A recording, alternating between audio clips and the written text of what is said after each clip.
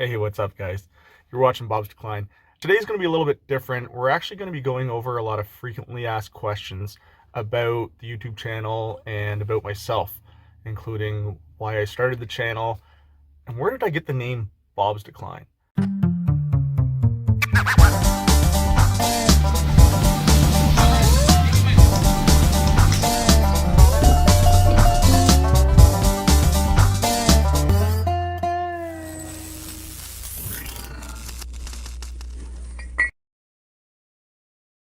So let's go way back to high school. I graduated high school, had no idea what I wanted to do for a career.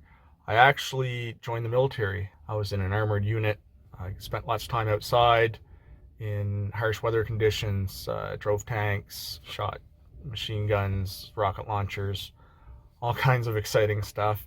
I didn't want a career. I didn't want to be in the military for my entire life. I had really no interest in going overseas. I wanted to, have a family and be home every night. I know that sounds kind of funny, be home every night, because working as a lineman, usually that doesn't happen. So I had a part-time job at the hospital. I was working security for the emergency department at the hospital, just kind of while I was trying to figure out what I wanted to do in life. And one of the nurses there, her husband was a lineman. And, a lot of guys get into this trade because their dad was a lineman and their dad's dad was a lineman. I had no idea what a lineman even was. So this nurse, mentioned her husband was a lineman, and I often talked about electronics. I used to install car stereos for people pretty much free of charge in high school and after high school.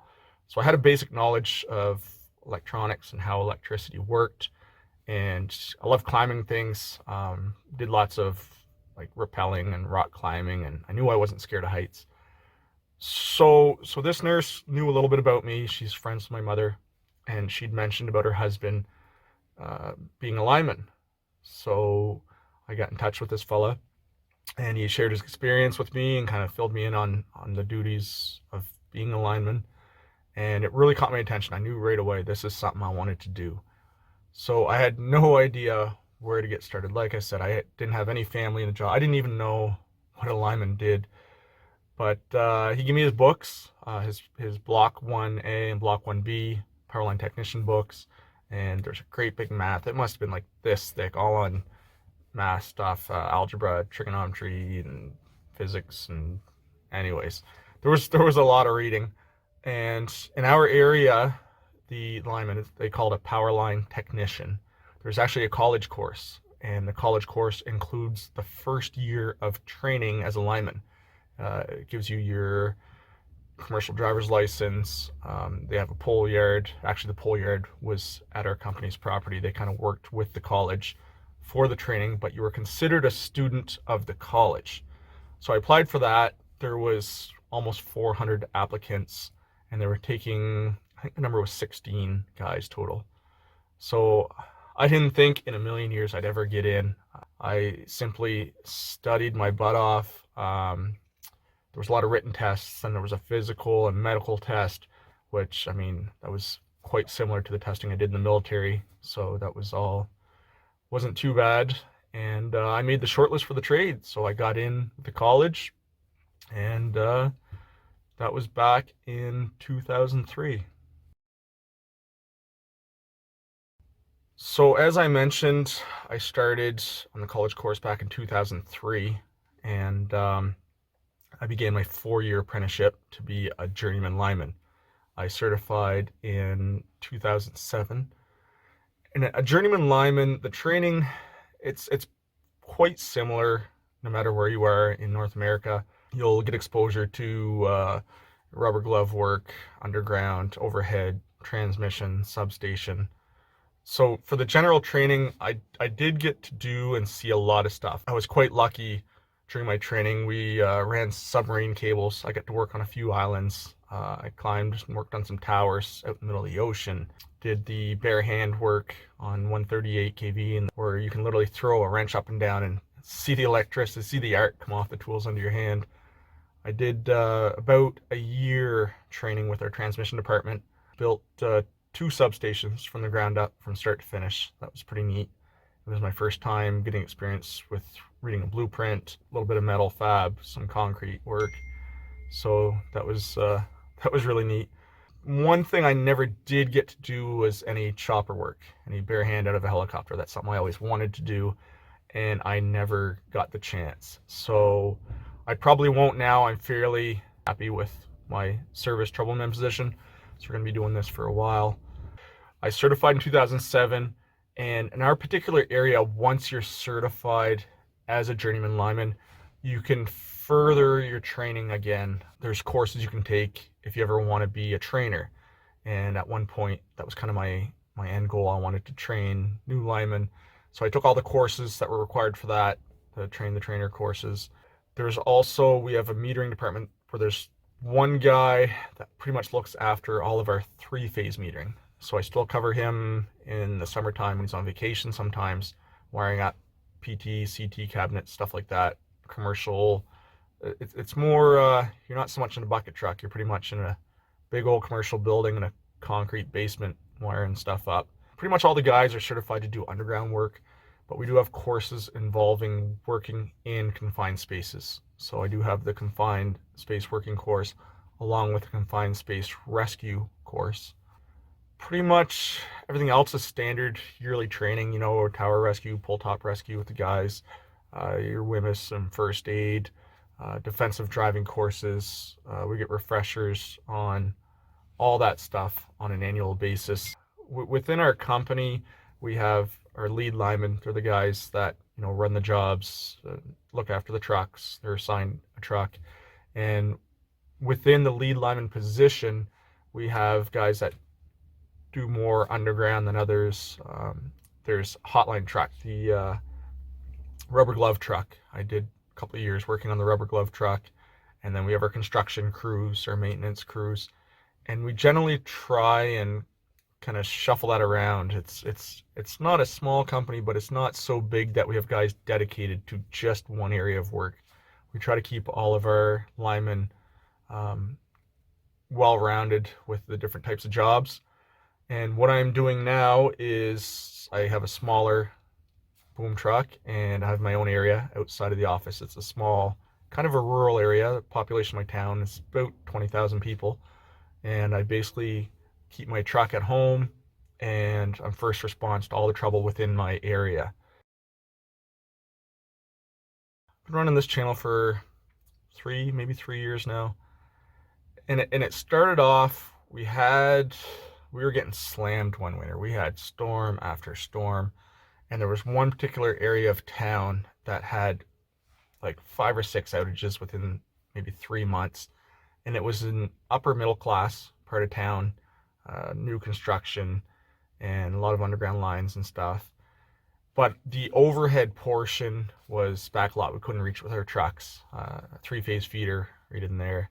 And we had a few outages from the trees and stuff. And one of the residents that lived in the area was a retired politician. He moved here from Ottawa. So this guy approached our crew, and that's not something I recommend, guys. The work area can be, you know, we're working overhead, stuff can fall. We generally don't encourage the public to come anywhere near our trucks or our work area. There's a ton of hazards.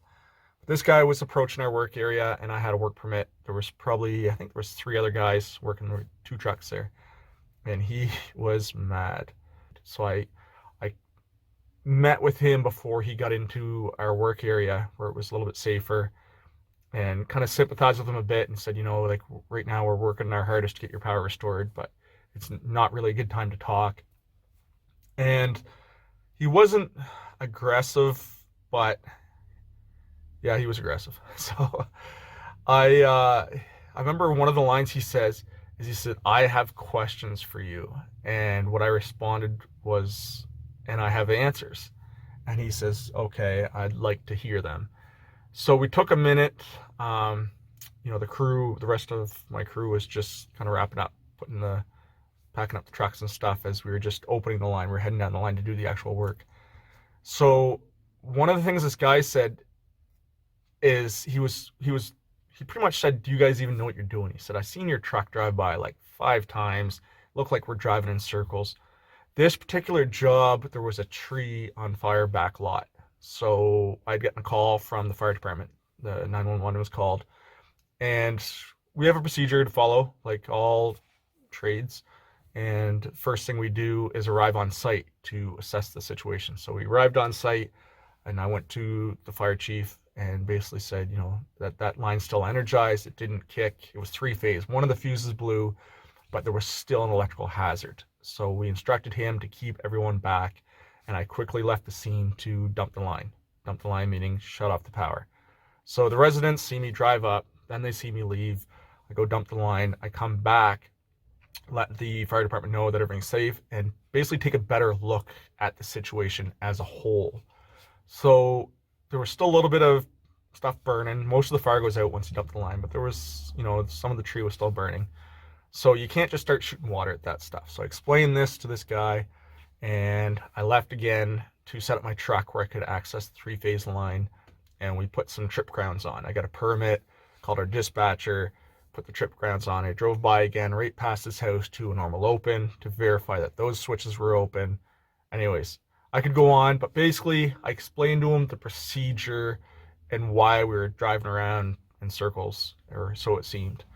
So he was really quite impressed with the story, and he actually wanted to know more, and he was pretty intrigued with the trade in general.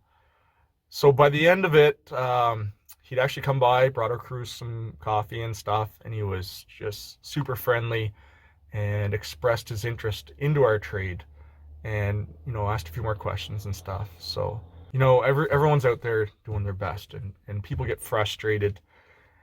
And one of the best things to counteract people's frustration is just simply knowledge, understanding the situation.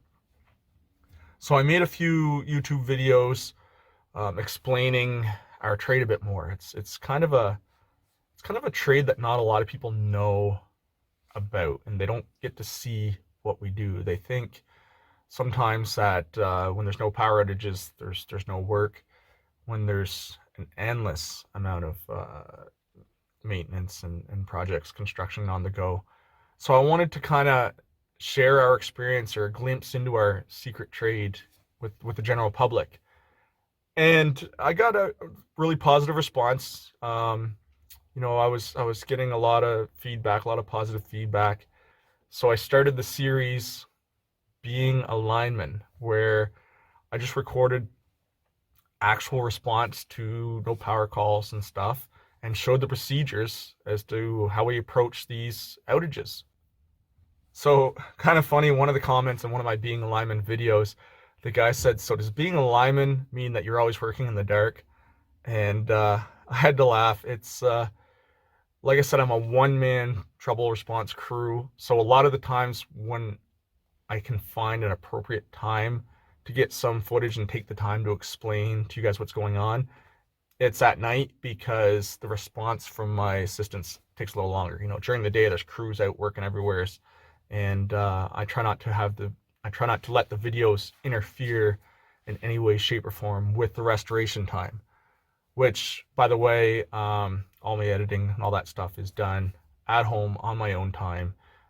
And like right now, I'm sacrificing my lunch break to do this interview style video. But anyway, so back to being a lineman. So this one guy wrote, "Does being a lineman mean you're always working in the dark?" And it's pretty neat, because a lot of my footage is in the dark, and it's by flashlight, hard to see stuff. And I actually had Milwaukee send me down this really cool light. I've been talking with people and companies all around the world. It's been a really great experience. And Milwaukee sent down this light for me to try out, so I'm not working in the dark. And I'm going to show you guys that coming up pretty soon. But it's pretty much like instant daylight. It's great. It's like 6,000 lumens, runs off an 8 amp hour battery. Set that up, man, it's going to be a game changer for working on underground lines, especially backlot. So how did I come up with the name Bobsdecline?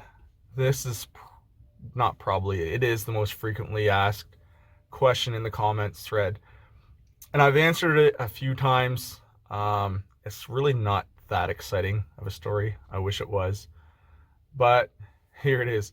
So back to high school again. I didn't have much in high school. I actually had a typewriter for doing book reports and stuff. I didn't own my own computer until I graduated from high school. So the first time I got a computer, I was setting up my email accounts and my profiles online, and I wanted to be anonymous online. I didn't want to have my name online. I didn't trust it because of identity theft, stuff like that. So I always went under the name Bob. It was my grandfather's name, Bob, and it was simple, easy to remember. Even online gaming, I was always just Bob. So when I started my email account, I didn't want to be Aaron such and such at gmail.com. So I tried Bob at gmail.com, and of course it totally didn't work because pretty much every name's taken when you get into that stuff. And I also didn't want Bob 1234 or Aaron 5678. I didn't want any numbers in there. I wanted something that was OG, as they say, something original. And I was listening to an album called The Decline by NoFX. So this is the part of the name that I've never mentioned before. But it's a song written by a punk band. It's like 18 minutes long. It's called The Decline. And I was trying to set up my email, and I tried Bob, whatever. Anyways, this username's already taken. So I put in Bobsdecline, and it created my email. That was back in the year 2000. So I used that as my username when I was gaming online or whatever, if I was on a chat thing. I just started using that name, and I set up my YouTube account to post a few videos just of whatever, me and my buddies hiking in the woods and rock climbing and stuff under the name Bobsdecline.